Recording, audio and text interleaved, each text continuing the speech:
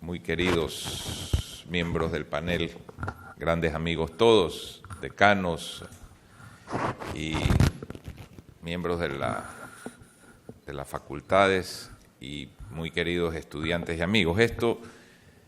Quiero comenzar agradeciendo el esfuerzo que está haciendo la Fundación Ecuador Libre por promover las ideas de libertad. La universidad cree en la libertad, está en nuestro ADN, somos una universidad de libertad económica y emprendimiento y por ello tenemos esta sinergia. Voy a tratar de explicar las perspectivas del Ecuador tras el acuerdo con el Fondo Monetario Internacional y lo primero es decir ¿por qué un país va al Fondo Monetario? ¿Va porque le gusta? ¿Va porque es entretenido? No, va porque lo necesita. Como cuando una persona con sobrepeso, con exceso de fumar, beber, farrear, grasa, colesterol, va al médico. No le gusta porque el médico le va a exigir cambiar de vida. Entonces, la primera cosa que tenemos que entender es que cuando un país va al Fondo Monetario y viene un ajuste, no es la receta del fondo, no, es la receta de la ciencia económica. Si esa persona con sobrepeso, obesidad, una vida desordenada, falta de ejercicio, alto colesterol, no le gusta la receta de un médico y va a otro, el otro médico le va a decir lo mismo. Y va un tercero, le va a decir lo mismo. Y si un cuarto le dice que no, que siga bebiendo, que siga comiendo, que así va a mejorar, ese médico es un irresponsable. Entonces, la primera cosa, hemos ido al Fondo Monetario porque lo necesitamos. ¿Y por qué lo necesitamos? Porque el Ecuador acumuló, luego de 10 años de desastre, una economía en la cual nos quedamos absolutamente sin liquidez en el Banco Central, con un enorme déficit del Estado, sin crecimiento económico, sin capacidad de importar, con unos costos de producción que fueron elevados por políticas internas y no por la apreciación del dólar, ¿verdad? Por un exceso de inversión del sector público que tuvo una ruleta de la perversidad, una ruleta de esas que dan vueltas. ¿Cuál era la ruleta de la perversidad? Me voy a la China, tomo un crédito carísimo, quiero preguntar a mis colegas, Yoyo, Pancho, Fausto, ¿alguna vez ustedes firmaron un crédito reservado que no fuese de la defensa nacional? Nunca. Se firmaban créditos con la China reservados a altas tasas de interés sin que conozcamos las condiciones, que tenían como garantía el petróleo del Ecuador, con contratos petroleros también reservados. ¿Para hacer qué? Obras sobredimensionadas y con sobreprecio y que no funcionan. Entonces, ante esta carga, ante una política salarial que elevó muy por encima de la inflación los salarios, ante un gasto que pasó del 22 al 42% del PIB, se le inoculó a la economía ecuatoriana todos los posibles venenos y todos los posibles ataques para dejarla en soletas y dejar debilitada y complicada nuestra dolarización. Por lo tanto, no es que se va al fondo por placer o gusto, las causas por las cuales fuimos al fondo, ¿verdad? Exceso de gasto público, una serie de políticas equivocadas en lo salarial, que llevaron a esta necesidad de ir al fondo. Muy bien, vamos al fondo para corregir ¿qué? Vamos al fondo para recuperar liquidez en el Banco Central. La primera cosa que quiero decirles es que el Fondo Monetario no presta recursos para resolver el problema fiscal. Ha habido mucha gente que ha escrito y ha dicho que el Fondo Monetario le ha prestado plata para que el gobierno lo siga dilapidando. No. Si bien es cierto que el Fondo Monetario le prestó dinero al gobierno, hay que ver ese préstamo en el contexto de las metas. Algo así como que el gobierno le preste a Fausto o el Fondo Monetario le preste a Fausto $1 millón y le diga a Fausto: tú te lo puedes gastar en lo que te dé la gana, pero te voy a poner una condición. A fin de año, tú vas a depositar en la cuenta de Guillermo Avellán $2 millones. Vas a tener depositados ahí 2. Yo te di 1 y gástatelo si quieres, pero al final de año tienes que tener en la cuenta de Guillermo depositado 2 millones. Entonces el fondo se está asegurando que de alguna manera el dinero le va a llegar a Guillermo. Eso es lo que hizo el fondo. Le dijo al gobierno: yo le voy a dar a usted 4.000 millones, 1.300 el primer año. Pero usted, a fin del año 2019, tiene que haber aumentado sus depósitos en el Banco Central en 2.700 y más millones de dólares. ¿A dónde va finalmente la liquidez del fondo? Al Banco Central. ¿Por qué? Porque el problema más grave que tiene el Ecuador para crecer, Pancho decía crecimiento. Necesitamos crecimiento. No podemos crecer si no tenemos divisas. Y no hay liquidez en el país. Entonces, el Fondo Monetario provee esa liquidez y el gobierno se compromete a aumentar en 2.700 millones los depósitos. Entonces, Fausto ya trató con mucha claridad la enorme dificultad de resolver el déficit. No lo ve, y yo no lo veo tampoco, y la opinión de los 4 hemos sido ministros de Finanzas es que difícilmente van a cumplir la meta fiscal. Bueno, veamos esta meta de depósitos en el Banco Central. ¿Qué significa, jóvenes, que es para quienes más nos interesa esta exposición? Si el gobierno aumenta en 2.700 millones sus depósitos en la cuenta corriente que tiene en el Banco Central, lo que quiere decir es que hay un excedente de caja de 2.700 millones. De caja, o sea que el gobierno genera entre lo... ¿Y qué es la caja? La diferencia entre lo que le ingresa y lo que le sale. Ya que tú estás visiblemente con ese color, ¿tienes una cuenta en algún banco? No. ¿Quién tiene aquí de ustedes una cuenta en un banco? Bueno, Dianita. Si Diana a fin de año deposita en su cuenta $5.000 más que el año pasado, tiene en su caja $5.000 más en caja. Y una empresa igual. El país es exactamente igual. Yo les pregunto a ustedes, si Fausto dijo que difícilmente se iba a cumplir la meta de déficit, ¿verdad?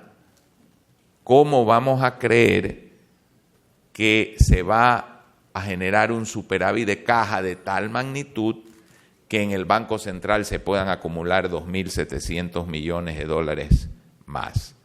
Lo veo muy difícil. Bueno, quiero decirles que de hecho yo ya sé, y creo que todos ustedes saben, que esa meta ya se renegoció. Esa meta la han renegociado porque ya el Fondo Monetario ha aceptado que no se puede cumplir. Lo cual indica que vamos lentos en el necesario ajuste.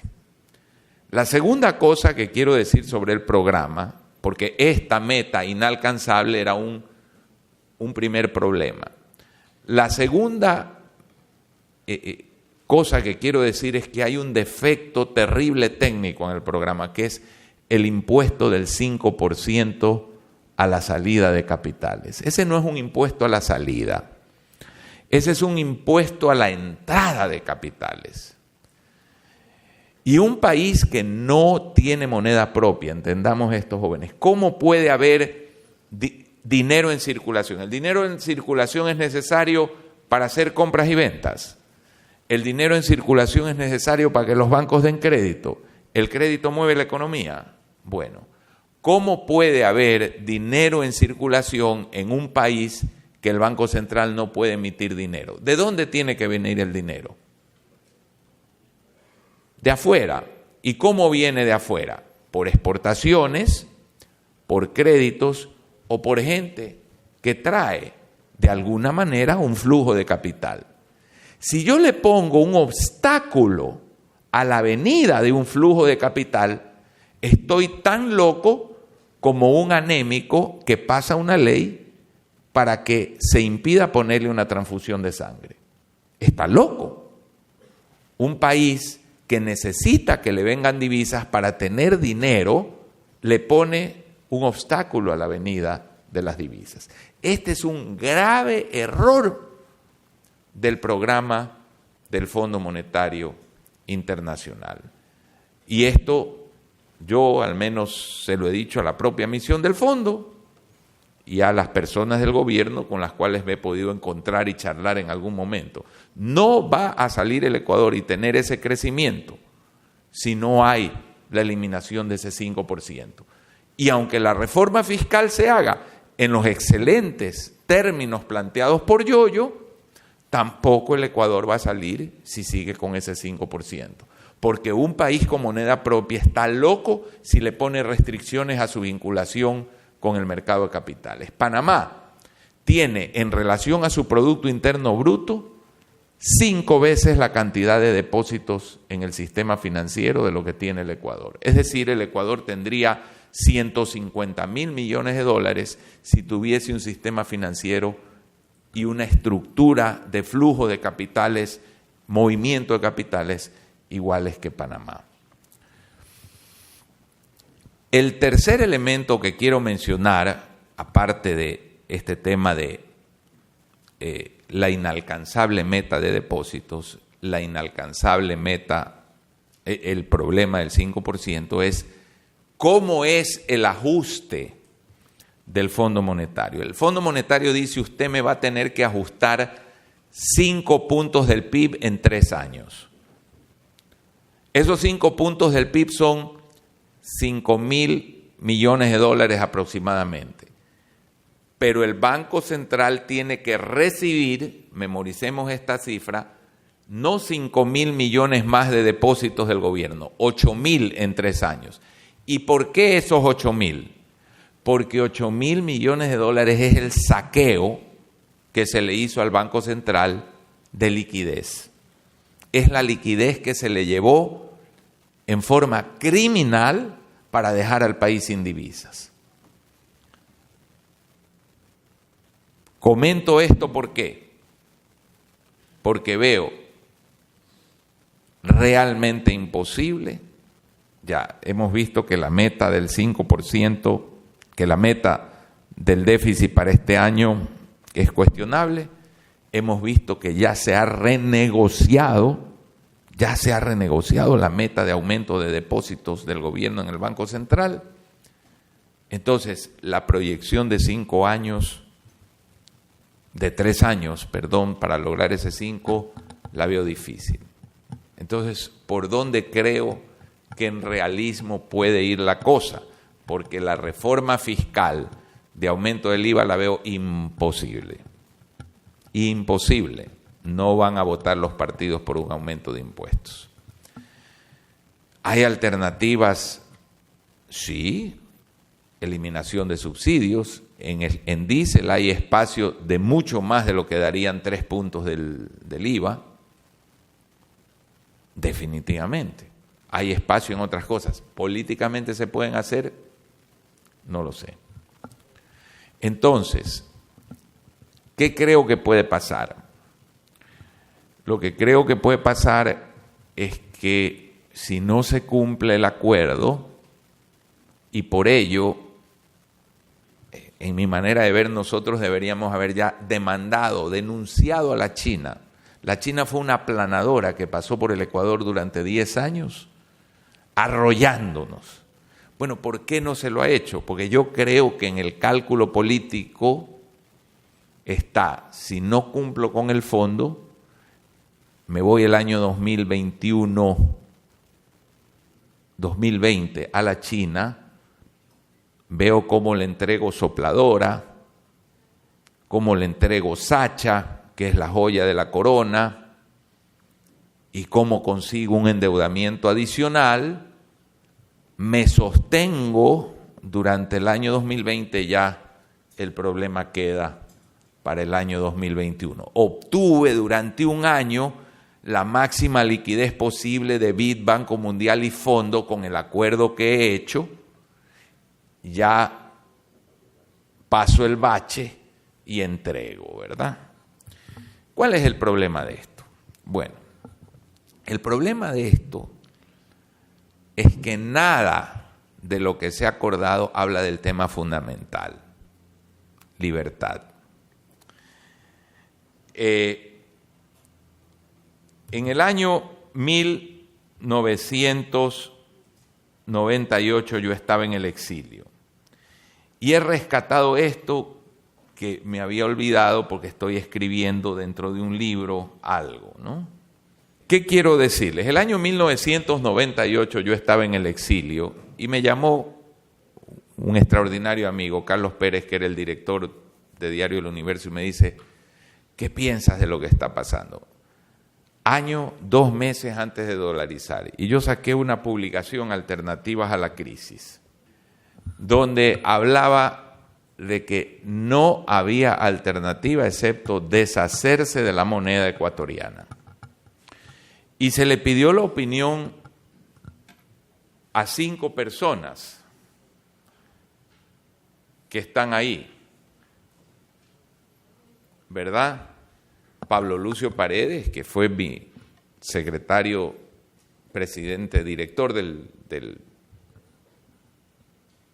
en ese momento Consejo Nacional de Planificación, el Consejo Nacional de Desarrollo, que yo lo volé en la vicepresidencia después, Abelardo Pachano, Walter Spurrier, todos queridísimos amigos, Alberto Acosta, padre, con quien no tengo una relación de amistad, y Carlos Julio Emanuel.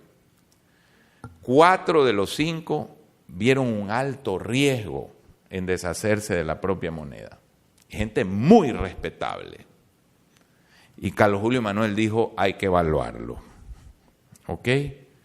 Si un año o 2 meses antes de la crisis se hubiese tomado la medida como ahí estuvo propuesta, no habríamos tenido la hecatombe. En el 2015, en esta universidad, luego de regresar del exilio, di una conferencia bondadosamente organizada por esta universidad que fue muy concurrida.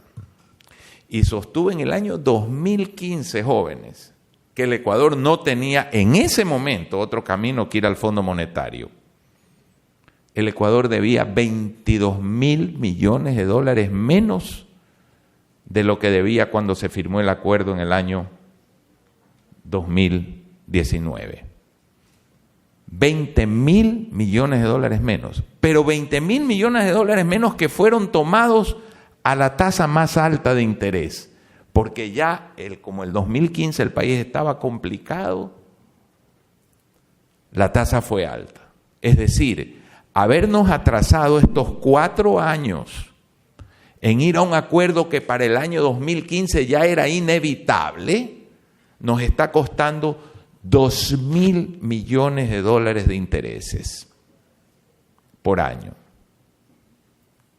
Entonces, ¿cuál es la lección? La economía es predecible.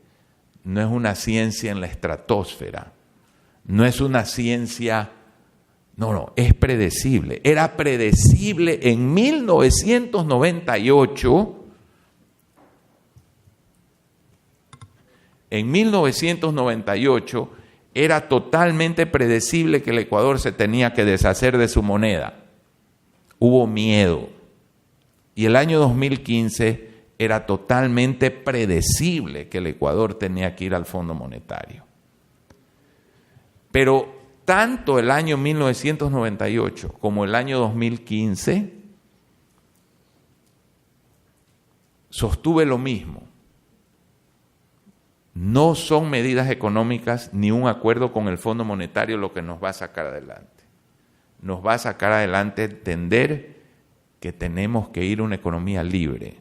Es un cambio total de mentalidad del país que no está en este acuerdo, ni está claro en las acciones que se están tomando el día de hoy en la política económica. Si ustedes van a la India o al África o a un país musulmán, las chicas les arreglan los matrimonios y a los varones igual. Uno no escoge libremente y las chicas tienen que ir al matrimonio con una dote porque se supone que son una carga. ¿No les parece abominable eso, chicas? ¿Qué piensan ustedes de eso? Bueno, para mí es tan abominable como eso el que no cambiemos de mentalidad y sigamos con una economía en la cual tenemos que entregar a los ciudadanos la dote al Estado, en la cual no podemos escoger libremente nuestro destino, porque es una economía con asfixia regulatoria, es una economía que no da a la libertad de emprender la razón fundamental para salir adelante, se la da a un Estado intervencionista. Por ello, este acuerdo con el fondo es como cuando uno va al médico y el médico le dice póngase en orden, baje de peso, oye, pero el médico tiene que darle una motivación de vivir diferente. Y esa motivación de vivir diferente en el Ecuador de hoy es entender de una vez por todas que, y es una lástima que no pueda proyectar, ¿verdad? Una verdadera lástima, entender de una vez por todas que la libertad económica es lo que funciona. Yo tenía aquí dos cifras precisamente de lo que decía Guillermo. Del Instituto Fraser, ahí están, ¿verdad? Y del Heritage Foundation. ¿Cómo nos miran estos auditores externos jóvenes? El Fraser Institute dice, país 127 en 362. Y el Heritage Foundation, y este es el del año 2018, 17 para hacer los equivalentes. Si uno va al año 2018, que es la última evaluación, el Ecuador bajó al puesto 170 en el Heritage. A propósito, vuelvo a felicitar a la Fundación por haber recibido del Fraser Institute este privilegio de ser una fundación ecuatoriana que va a aportar a la elaboración de este índice, ¿verdad? El índice del Fraser contempla como uno de los puntos la moneda sólida. La moneda sólida es mérito nuestro, es mérito de políticas ecuatorianas. No. Si uno le quita ese elemento, cosa que lo conversamos con Guillermo, el Ecuador desciende al puesto 127 entre 148, muy similar a lo que tiene el Heritage Foundation. Es decir, no somos un país de libertad económica. Y mientras no entendamos que esta fundamental transformación se tiene que dar y se la tiene que sostener por un largo periodo, ningún acuerdo con el fondo, ningún buen ministro de Finanzas, ninguna sólida política económica nos sacará adelante. En este índice, Fraser o en el Heritage, hay un solo país de Latinoamérica que está en la categoría de países libres. Se llama Chile. Chile ha sostenido una economía libre por ya más de 30 años. Esa es la gran diferencia. Entonces, tenemos un acuerdo con el fondo que estos momentos lo vemos con muchas luces amarillas volviéndose anaranjadas ya respecto a posibilidad de cumplimiento. Y dos, no tenemos en realidad nada que nos indique que nos estamos encaminando en forma convencida a transformar al Ecuador en una economía libre. Gracias.